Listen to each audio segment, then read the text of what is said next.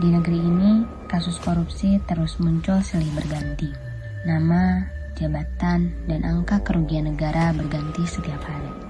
Namun satu hal tetap sama, dampaknya selalu merusak masa depan banyak orang. Di balik setiap kasus, ada pilihan yang keliru, ada nilai yang diabaikan, dan ada konsekuensi yang tidak pernah ringan. Karena itulah, pendidikan anti korupsi menjadi sangat penting. Bukan hanya untuk mengenal apa itu korupsi, tetapi untuk memahami mengapa integritas harus dijaga dan bagaimana satu keputusan dapat menentukan arah hidup seseorang. Ini bukan sekedar cerita tentang pelanggaran hukum. Ini adalah pengingat tentang nilai, tanggung jawab, dan pentingnya memilih jalan yang benar.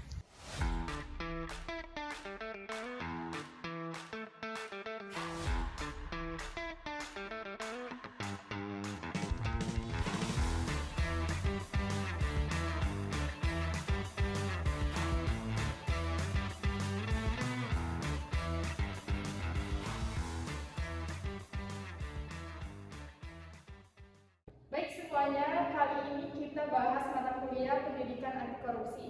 Yang kelihatannya sih cuma teori, tapi nanti ketika kalian udah kerja, kalian udah punya jabatan, baru kelihatan siapa aja yang paham maknanya.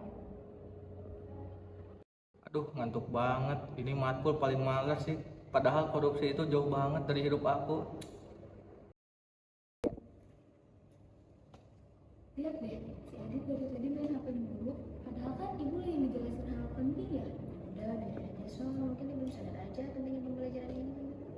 Tapi kalau dari hal kecil aja dia udah gak perhatian, gimana nanti dia gak punya kekuasaan? Karena integritas itu bukan datang tiba-tiba, dia itu adalah kebiasaan.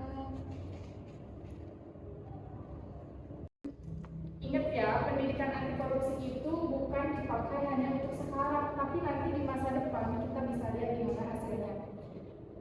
Saya peringatkan kalian semuanya jangan pada alih grup. Nanti kita lihat siapa yang sampai pakai rompi oranye. Tapi saya harap kalian jangan ada yang sampai pakai rompi oranye ya.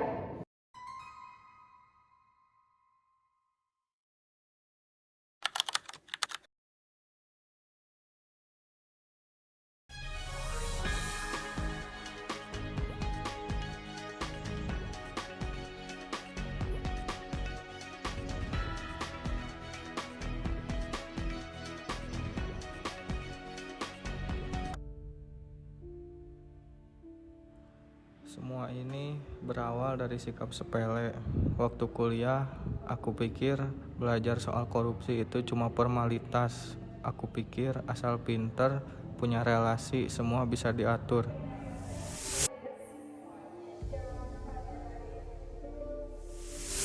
Dan ternyata aku beneran yang duluan pakai rompi oranye. Korupsi itu bukan cuma soal nyolong uang, tapi juga soal mentalitas. Itu tuh kayak nyontek, nitip absen, terus ngasih hadiah waktu sempro, itu juga udah termasuk hal kecilnya loh. Iya, makanya mahasiswa itu harus mulai dari hal-hal kecil kayak ikut organisasi, ikut kampanye anti korupsi, sama cuma sekedar bilang enggak kalau diajak curang. Kemarin aku habis ikut pelatihan integritas. Di sana aku simulasi jadi pejabat yang dituntut untuk main aman. Ternyata buat jujur itu susah banget loh. Tapi disitulah letak asiknya. Kalian tuh ribet amat sih. Hidup mah realistis aja. Kalau ada kesempatan diambil dong. Gimana mau sukses kalau terlalu idealis? Kalau kamu sukses dengan menginjak kejujuran orang lain, itu namanya bukan sukses, Dit. Itu menghindari terjatuh.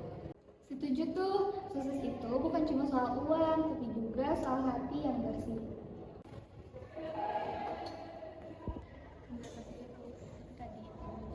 Nah, saya seneng banget nih kalian diskusi kayak gini.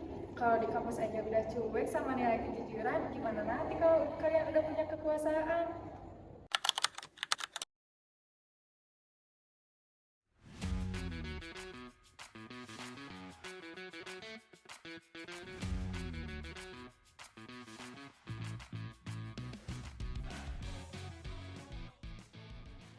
Adit, gak lama ketemu. Ternyata ketemu di sini. Iya, mereka juga sih. Dulu kamu paling semangat ngomongin soal integritas. Sekarang kamu bagian dari KPK ya. Iya, tapi aku gak pernah kepikiran sih kalau